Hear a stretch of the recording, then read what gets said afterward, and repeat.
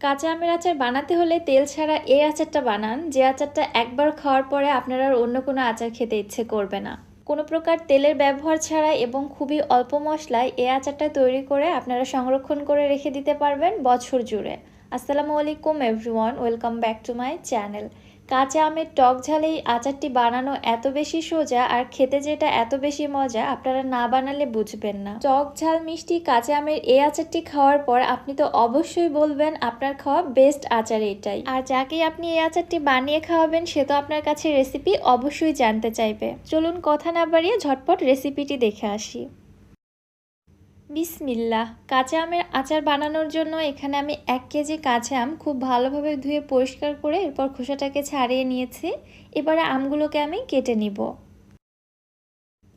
সবগুলো আমকে আমি ঠিক এরকম করে গোল স্লাইস বা চাকচাক করে কেটে নিয়েছি, দেখতে পাচ্ছেন। খুব বেশি মোটাও করিনি, আবার খুব বেশি পাতলাও করিনি, মোটামুটি একটু পাতলা করে কেটে নিয়েছি, তবে অনেক বেশি পাতলা করা যাবে না। এবারে আমের মধ্যে যে বীজটা রয়েছে ওইটাকে আলাদা করে নিচ্ছি। আর হ্যাঁ, এই আচারটা বানানোর জন্য চেষ্টা করবেন অবশ্যই পরিপক্ক আম নিতে, মানে যে আমের আটিটা শক্ত হয়েছে ঠিক এরকমটা বেছে বেছে ঠিক এরকম আম নেওয়ার চেষ্টা করবেন, তাহলে আচারটা পারফেক্ট হবে। আমের বীজগুলোকে ফেলে আমগুলোকে আমি একটি মিক্সিং বোলে নিয়ে নিচ্ছি।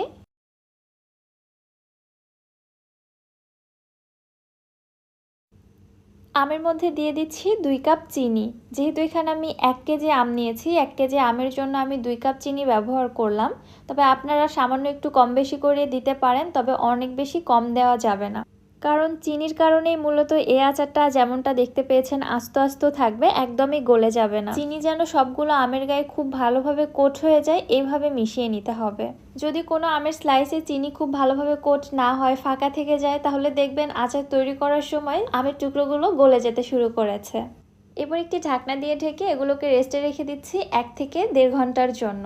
সেই ফাঁকে আমি আচারের জন্য একটি মশলা তৈরি করে নিচ্ছি। চুলায় একটি প্যানের মধ্যে নিয়ে নিচ্ছি 3 থেকে 4টি শুকনো মরিচ, 1 চামচ আস্ত জিরা, 1 চামচ মেথি, 1 চামচ মৌরি, 1 চামচ ধনিয়া, কালো এবং হলুদ সরিষা মিলিয়ে নিয়েছি 1 চামচ, এবং সবশেষে দিচ্ছি 1/2 চামচ কালো জিরা।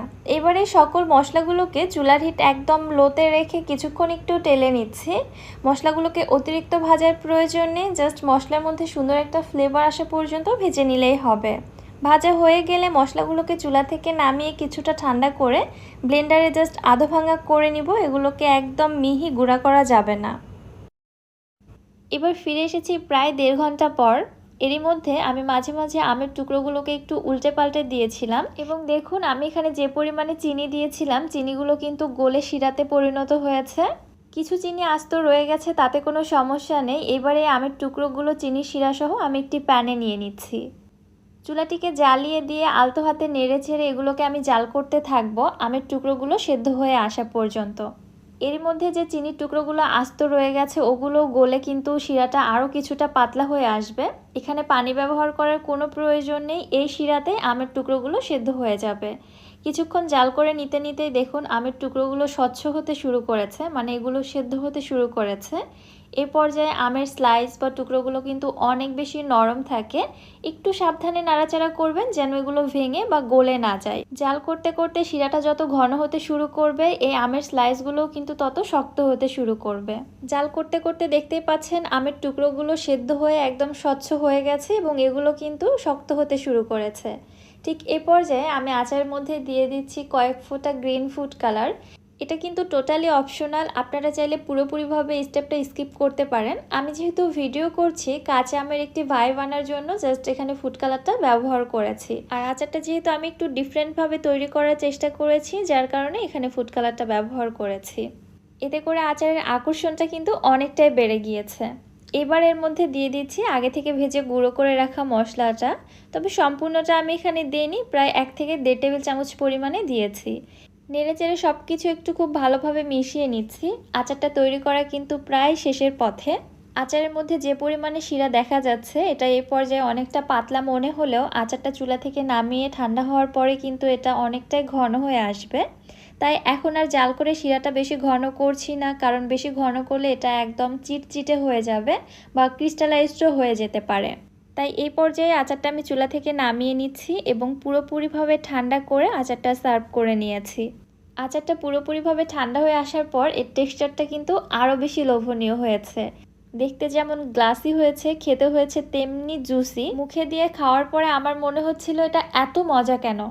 এটা হয়তো আমার মুখের কথায় আপনাদের বিলিভ নাও হতে পারে, সো তার জন্য অবশ্যই আপনাকে বাসায় ট্রাই করে খেয়ে দেখতে হবে। ঠিক এইভাবে আচারটিকে আপনারা এয়ারটাইট জারে রেখে সংরক্ষণ করে রেখে দিতে পারবেন পুরো বছর জুড়ে। তবে বাহিরের নর্মাল তাপমাত্রায় এটা কতটা ভালো থাকবে সেটা আসলে আমার জানা নেই। আমি নর্মাল ফ্রিজে সবসময় আচার সংরক্ষণ করি, এই আচারটাও নর্মাল ফ্রিজে সংরক্ষণ করে রেখে দিতে পারবো পুরো বছর জুড়ে। তবে এত মজাদার আচার আমার বাসায় তো পুরো বছর থাকবেই না, এটা একদিনেই শেষ হয়ে যাবে। এবার আমের সিজন থাকতে থাকতে এই আচারটি যে আমি কতবার বানাবো আসলে আমি নিজেও জানি না। রেসিপিটি আপনাদের কাছে কেমন লাগলো সেটা অবশ্যই আমাকে কমেন্ট করে জানাতে ভুলবেন না।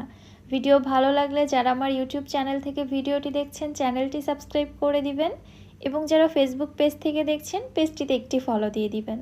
সো আজকের বেশি কথা বাড়াচ্ছি না, আজকের মতো এখানেই বিদায় নিচ্ছি। সবাই ভালো থাকবেন, সুস্থ থাকবেন। আল্লাহ হাফেজ।